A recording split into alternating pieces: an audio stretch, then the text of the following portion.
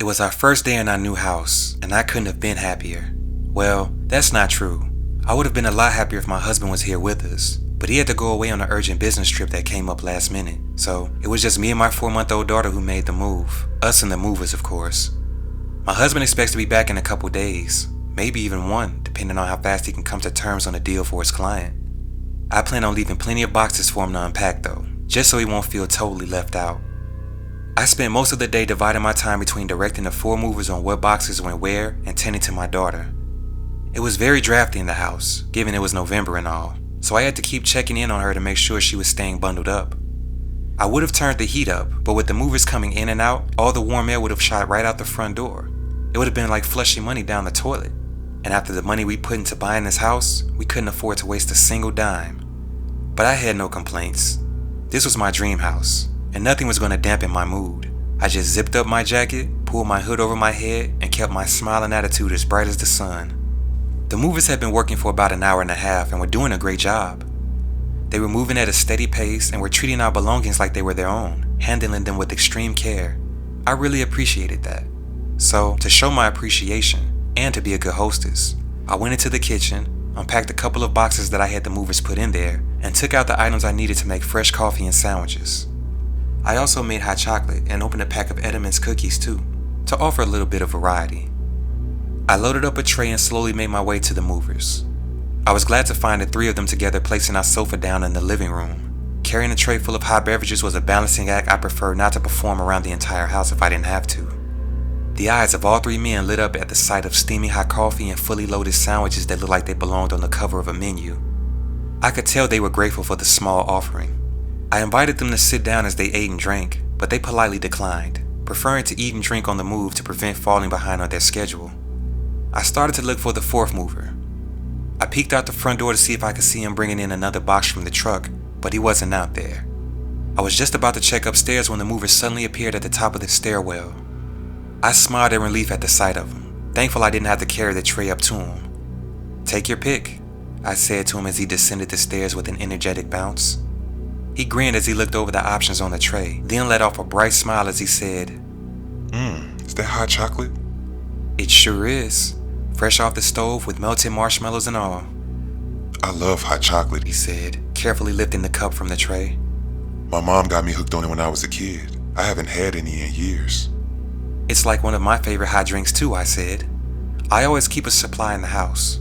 Would you like one of my delicious cookies to go with it?" He looked at me right in the eyes and seemed to take on a sheepish expression as he lowered his head and smiled, lifting a single cookie from the plate.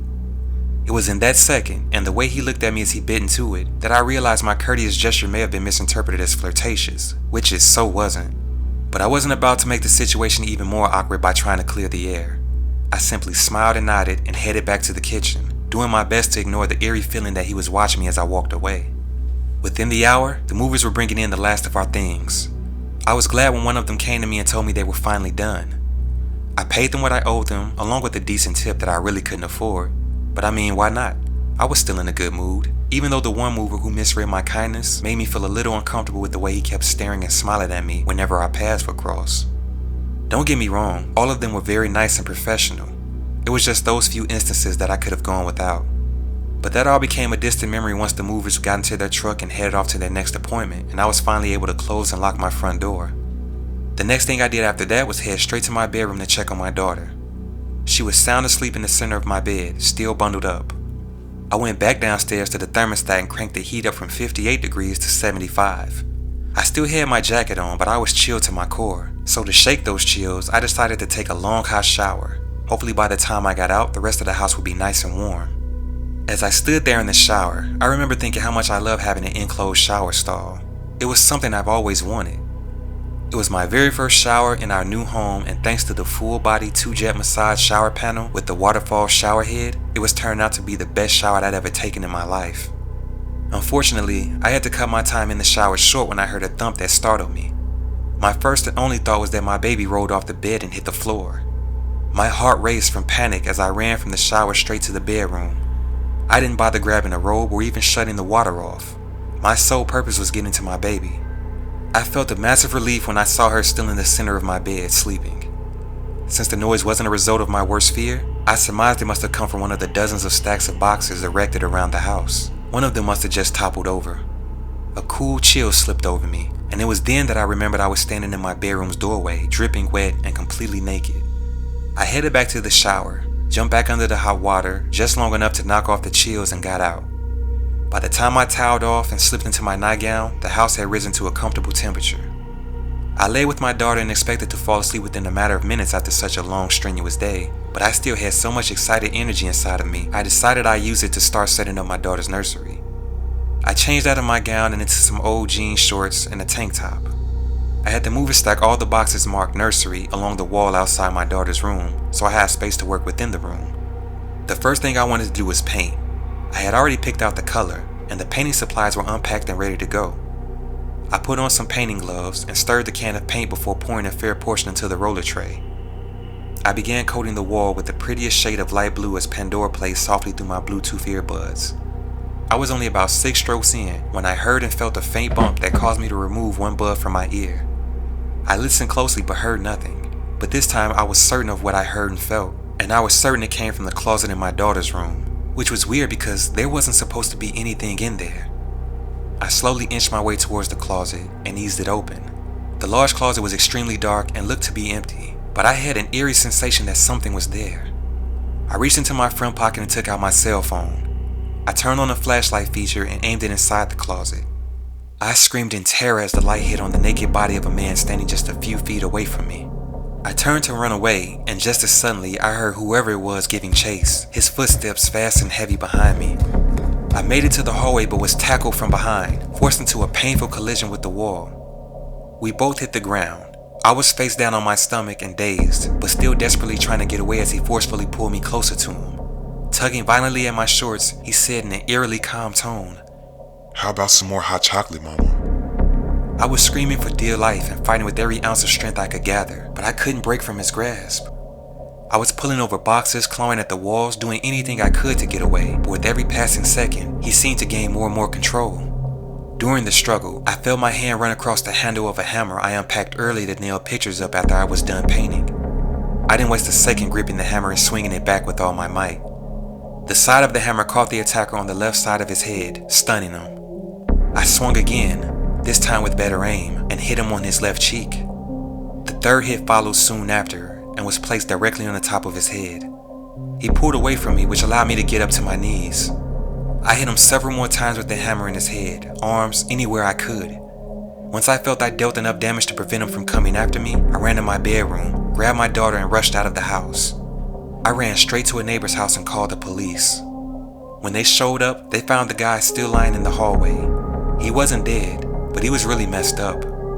When I called my husband and hysterically told him about what happened, he cut his business meeting short and rushed to be by my side.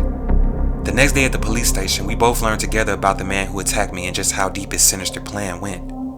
There had been a rash of break-ins in a neighboring town where a masked attacker would break into the homes of women who were alone and sexually assault them. Due to his MO of being totally naked when he attacked, police had little doubt that the man who attacked me was their guy, and awaited the results from the DNA sample they took for him for confirmation.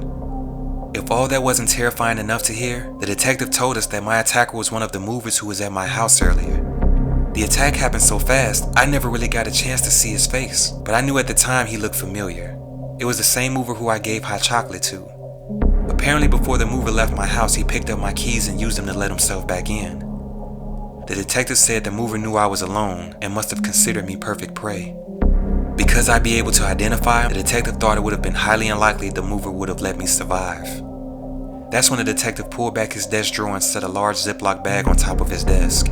Inside the bag was a butcher's knife that I immediately recognized as being one from the knife set we owned. Cops found it in the closet where the mover was hiding along with his clothes. The detective took a deep breath, then reached into his desk once more and pulled out another Ziploc bag. Inside this one was a picture frame that I also recognized as ours. The detective hesitated before turning the picture frame around for us to see what had been done to the photo inside of it. What I saw brought me to tears and made me realize how lucky we were. It was a family photo of me, my husband, and our baby, only the faces of both me and my daughter had X's carved into them. I could see the rage boiling up inside of my husband, turning his entire face red. I mean, it didn't take a genius to figure out what the mover intended to do to us had I not fought him off. The mover eventually recovered from his injuries and was immediately tried and convicted for the assault of more than 9 women after DNA tests linked him to their attacks. He'll spend the rest of his life in prison, which is exactly where he belongs. My dream house no longer belongs to us.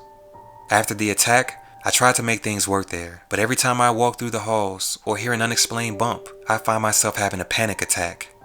That being the case, we ended up putting the house back on the market. We're back in an apartment now, waiting and praying for the house to sell so we can hopefully go back on the search for another dream home. I'm not bitter about not keeping the house. I'm just happy me, my husband, and my daughter are safe and together. And the next time we move, my husband vowed to be right there with us. And instead of hiring a moving company, we're just gonna get his brothers to help us move.